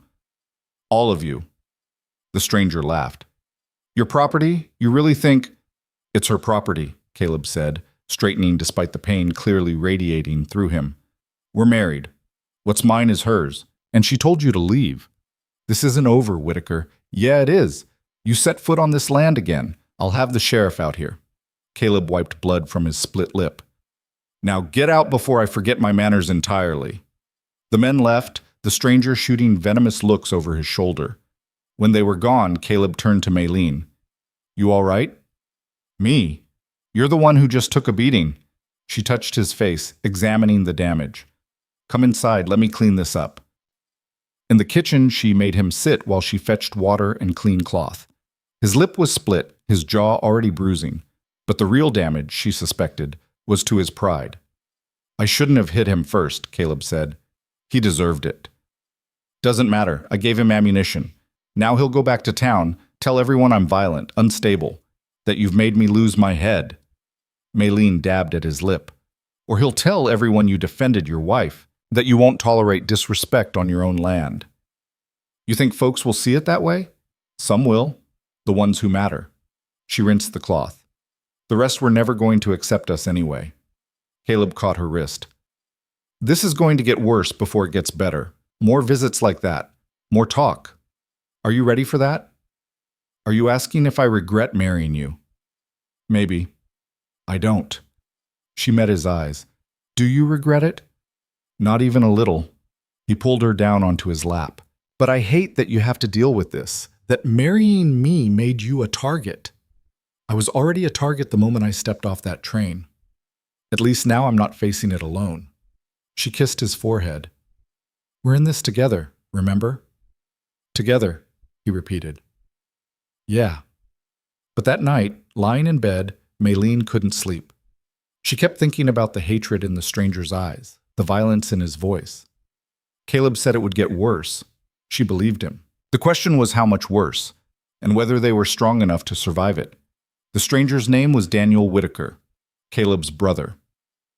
Maylene learned this 3 days after the confrontation when a letter arrived, delivered by a nervous boy from town.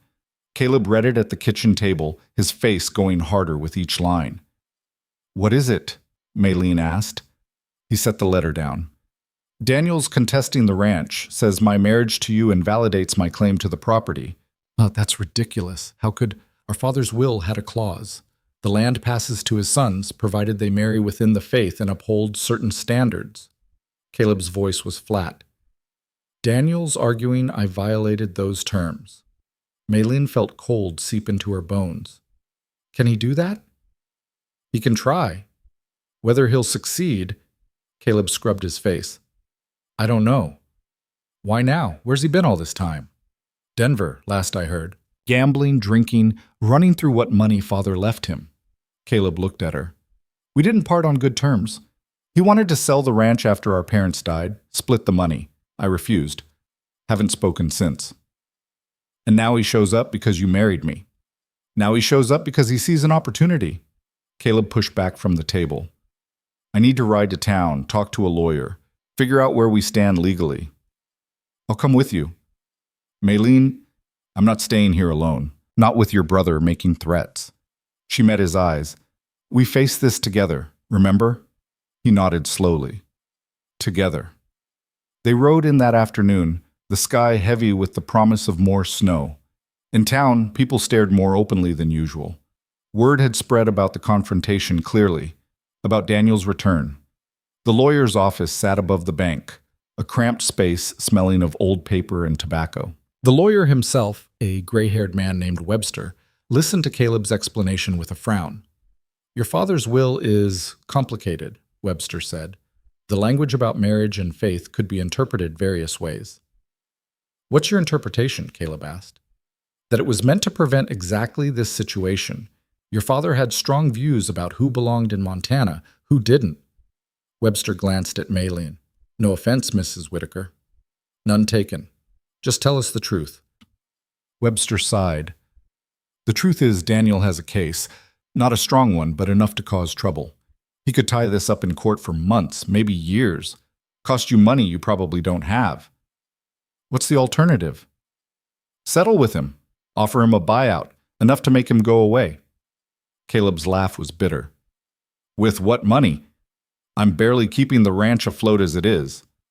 Then you fight it in court and hope the judge sees reason. Webster leaned back. But I'll be honest, judges around here, they're not known for their progressive views. Your marriage to a Chinese woman, that's going to weigh against you. Even though it's legal? Legal and accepted aren't the same thing. You know that. They left the office in silence. Outside, snow had started falling, light flakes that melted on contact. Caleb walked to the wagon, his shoulders rigid with tension. We'll fight it, he said as they climbed up. I'm not letting Daniel take what I've built, even if it costs everything. Even then, he met her eyes. This is our home. I'm not giving it up without a fight. But the fight came faster than either expected. 2 weeks later, Daniel showed up at the ranch with papers, a legal notice demanding Caleb vacate the property pending resolution of the dispute. Behind him stood the sheriff, looking uncomfortable but official. This is a joke, Caleb said, reading the notice. You can't force me off my own land. It's not your land, Daniel said. Not anymore. Father's will was clear. Father's will said the land passes to his sons, plural. That includes me. It said sons who uphold the family standards. You married a... Daniel caught himself, glanced at the sheriff. You married outside the faith. That violates the terms. The terms are vague and you know it. The judge didn't think so. Daniel smiled, cold and satisfied. You've got 30 days to clear out. After that, I'm within my rights to have you removed forcibly. Caleb's hand curled into a fist. The sheriff stepped forward. Don't, he said quietly. He's trying to provoke you. Don't give him the satisfaction. Caleb's jaw worked. Then he turned his back on Daniel, walked toward the house. Maylene followed, her heart pounding. Inside, Caleb threw the notice on the table. 30 days.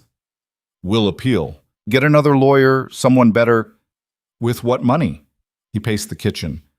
Webster was the cheapest I could find. Anyone better costs more than I've got. Then we sell something. Cattle? Horses? Won't be enough. Not for lawyers who can fight this. He stopped pacing, leaned against the counter. Maybe I should just go talk to Daniel. Try to reason with him. You think he's interested in reason? No, but I'm running out of options. Maylene watched him, this strong man being ground down by circumstance and prejudice. She thought about everything they'd fought through. The winter, the illness, the town's judgment. They'd survived all of it. But this felt different, more permanent. There has to be something we can do, she said. If you think of it, let me know. That night, Maylene lay awake turning the problem over. Daniel wanted the ranch, wanted Caleb gone. The law seemed to be on his side, or at least neutral enough that a biased judge could tip things his way. Money would help, but they didn't have it. Influence would help, but they had none. Unless... The idea came to her around midnight, risky, possibly stupid, but worth trying. In the morning, she told Caleb she needed to ride to town. Why? He asked. I need to talk to some people about the ranch. Maylene, trust me, please. He studied her, then nodded. Take Sage. She knows the route. Maylene rode to town, her plan taking shape with each mile. She stopped first at the Henderson place, where Mary was hanging laundry despite the cold. Maylene. Mary's face showed surprise, then concern. Heard about Daniel. I'm sorry. Don't be sorry yet. I need your help. She explained her idea. Mary listened, her expression shifting from skeptical to thoughtful to something like approval. It's bold, Mary said. Might not work. But it might. Will you help? Hell yes, I'll help. Mary untied her apron. Let's get started. Over the next 2 days, Maylene and Mary visited every rancher who'd used the cattle remedy. They explained the situation, how Daniel was trying to take the ranch, how a biased interpretation of an old will was being used to punish Caleb for marrying outside his race. We're not asking for money, Maylene said at each stop. We're asking for testimony, Letters to the judge, statements about Caleb's character, about how the ranch is run, about how he's helped this community. Some refused outright, but others listened. The Millers wrote a letter, the Johnsons too. Old Henry from the Trading Post dictated a statement about Caleb's honesty in business. One by one, ranchers who'd benefited from Maylene's remedy agreed to speak up. "Why are you doing this?" one rancher asked. "For all you know, Caleb might lose anyway. You could walk away, start fresh somewhere else." "I could," Maylene said, "but I won't. This is my home now. I'm fighting for it." By the end of the week, she had 17 letters and statements. She brought them to Webster, who read through them with increasing surprise. "This is impressive," he said. "I didn't think you'd get this kind of support." "People remember kindness," Maylene said, "and they value fairness. Can you use these?" "I can try, but Maylene, you need to understand, Daniel's lawyer is good. He's going to argue that all this proves is Caleb's nice to his neighbors. It doesn't change what the will says." "Then make them see the will says something different. Make them see that a man's character matters more than outdated prejudices." Webster nodded slowly. "I'll do my best." The hearing was set for mid-February in the courthouse at Stillwater. Maylene and Caleb dressed in their best, her in the green wool dress from the Henderson visit, him in his one good suit that smelled of cedar and mothballs. The courtroom was packed. Maylene saw Mary and Jim, the Millers, even old Henry. On the other side sat Daniel with his lawyer, plus Mrs. Spencer and her friends, clearly there to support Daniel's case. Judge Carmichael was a stern-faced man in his 60s, known for his conservative rulings. He called the hearing to order with a bang of his gavel. Daniel's lawyer went first, laying out the case efficiently. The will's language was clear, he argued. Caleb had married outside the faith, therefore violating the terms. The land should pass to Daniel as the only son in compliance. Webster stood to respond. He was nervous, Maylene could tell, but his voice stayed steady as he presented the letters, one by one. He called Jim Henderson to testify about Caleb's stewardship of the land, called Doc Miller to speak about Caleb's character. Then he called Maylene. She walked to the front, her legs shaking. The judge watched her with unreadable eyes. "Mrs. Whitaker," Webster said, "tell the court how you came to marry Caleb." She told the story, the contract, the arrival, the 3 months that turned into something real. She talked about the ranch, the work, the illness she'd helped cure. She didn't embellish, didn't plead, just stated facts. "And now?" Webster asked. "If the court rules against your husband, what will you do?" "Fight to keep our home," Maylene said, "because that's what it is. Not just Caleb's ranch or his father's legacy. It's ours. We've bled for it, worked for it, built something real there, and no outdated will should be able to take that away." Daniel's lawyer stood. "Objection. This is emotional testimony, not relevant to the legal question." "Overruled," Judge Carmichael said. "I'll decide what's relevant. Continue, Mrs. Whitaker." Maylene took a breath. "Caleb's father wrote that will in a different time, with different values. But times change. People change. The question isn't whether I'm the wife his father would have chosen. The question is whether I'm a good wife to Caleb, a good steward of the land, a good neighbor to this community. And I think the letters speak to that." She stepped down. The courtroom was silent. Judge Carmichael reviewed the letters for what felt like hours. Finally, he looked up. "This is a difficult case," he said. "The will's language is ambiguous. Mr. Daniel Whitaker has a technical argument, but the evidence of character, of community support, of actual stewardship of the land, that can't be ignored." Maylene's hand found Caleb's under the table. "I'm ruling in favor of Caleb Whitaker," the judge continued. "The will's terms regarding marriage and faith are too vague to enforce in the manner Mr. Daniel Whitaker suggests. Furthermore, Caleb Whitaker has demonstrated himself to be a responsible landowner and community member. The property remains his." The courtroom erupted. Daniel's face went purple with rage. Mrs. Spencer stood, outraged. But Mary Henderson let out a whoop, and Jim clapped so hard it echoed. Caleb pulled Maylene close, his arms tight around her. "You did this," he said roughly. "You saved us." "We saved us." Outside afterward, people gathered to congratulate them. Mary hugged Maylene fiercely. Knew you had it in you. Daniel appeared as they were heading to the wagon. This isn't over. Yeah, it is, Caleb said. Go back to Denver, Daniel. There's nothing for you here. You think you've won? You're still not accepted. She's still not wanted. That won't change just because some judge. I don't need everyone's acceptance, Caleb interrupted. Just hers. And the people who matter already gave theirs. He gestured to the crowd around them. You lost. Accept it and move on. Daniel left, his shoulders rigid with fury. Maylin watched him go, feeling the weight of months lift slightly. Think he'll come back? She asked. Maybe, but we'll handle it if he does. Caleb helped her into the wagon. We've handled everything else. Winter deepened after that, brutal and relentless. But inside the ranch house, something warm was growing. Caleb and Maylin fell into true partnership, working side by side, making decisions together, building a life that was theirs and no one else's. In March, Maylin discovered she was pregnant. She told Caleb one morning over coffee, her hands trembling slightly on the cup. You're sure? He asked. As sure as I can be without seeing a doctor. He was quiet for a long moment. Then he crossed the kitchen, pulled her up, held her close. I'm going to be a father, he said, wonder in his voice. You're going to be a father. Are you scared? Terrified. Me too. He pulled back to look at her. But we'll figure it out, like everything else. The pregnancy was hard, morning sickness that lasted all day, exhaustion that made even simple tasks feel monumental. But Caleb was there, taking over the heavy work, making sure she rested, worrying enough for both of them. Mary came by regularly, bringing food and advice. Your mother had pregnancies? She asked. 2, me and my sister. They go all right? Yes, but she always said the first one was the hardest. It is, Mary agreed, but you're strong. You'll manage. Summer came, hot and long. Maylin grew round, her body transforming in ways that fascinated and terrified her. Caleb treated her like she was made of glass, which irritated her until she realized it came from love, not condescension.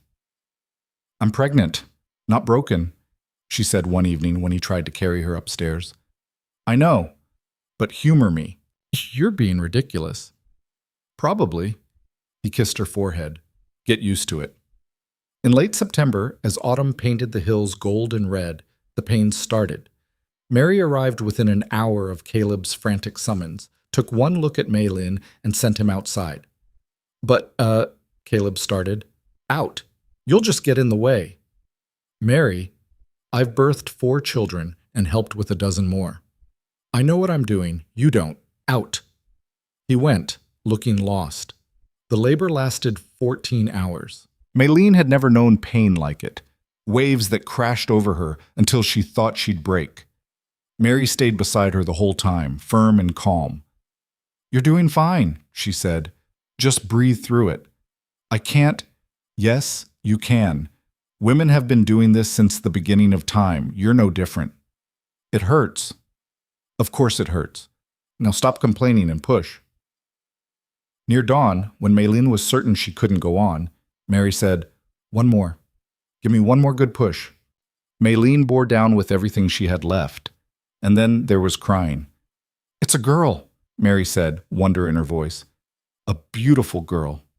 She placed the baby on Maylin's chest, tiny, perfect, wailing with outrage at being born. Maylin looked down at her daughter and felt her heart crack open. Hello, she whispered. Hello, little one. Mary cleaned them both up, got Maylin settled, then went to get Caleb. He came in like a storm, his face wild with worry. Are you? I'm fine. We're fine. Maylin shifted the baby so he could see. Come meet your daughter. Caleb approached slowly, reverently.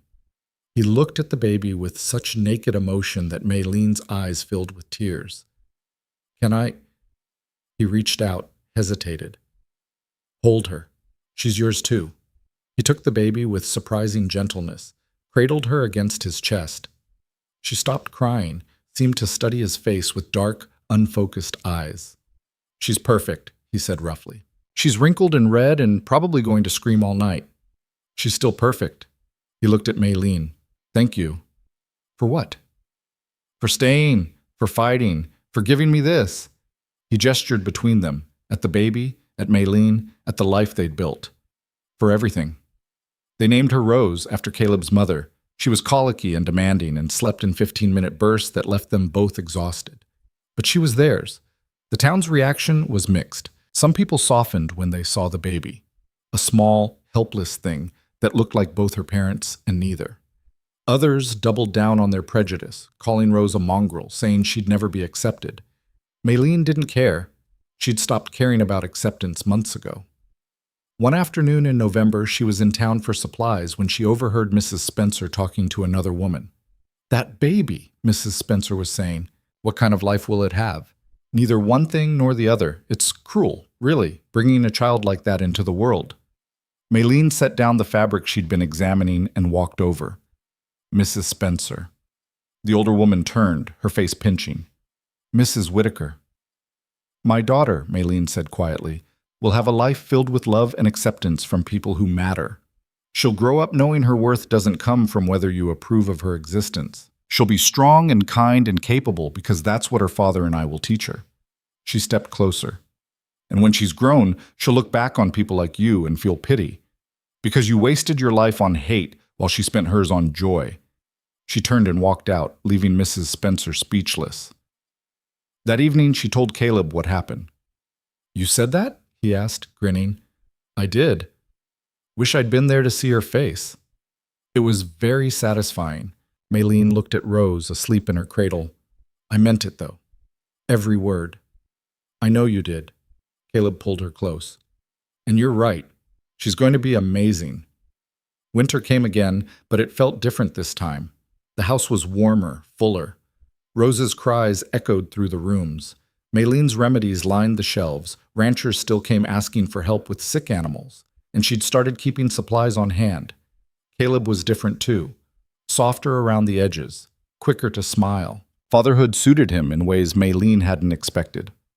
One night in December, they sat together near the fire, Rose drowsing between them. Snow fell outside, heavy and quiet. "Remember when you first arrived?" Caleb asked. "How we stood on that platform, and I thought you were the worst mistake I'd ever made." "I remember. I was an idiot." "Yes, you were," he laughed. "You weren't supposed to agree." "You want me to lie?" "No. I want you to know that you were the best thing that ever happened to me, even when I was too stubborn to see it." He touched Rose's tiny hand. "This. Us. The life we've built. It's better than anything I imagined." Maylene leaned against his shoulder. "It's not what I imagined either, but it's ours." "Ours," he agreed. They sat like that for a long time, watching their daughter sleep, listening to the house settle around them. Outside, Montana stretched cold and endless. But inside, they had everything that mattered. Spring would come eventually. The ranch would face new challenges. There would always be challenges. The town wouldn't magically accept them overnight. Daniel might return with new schemes.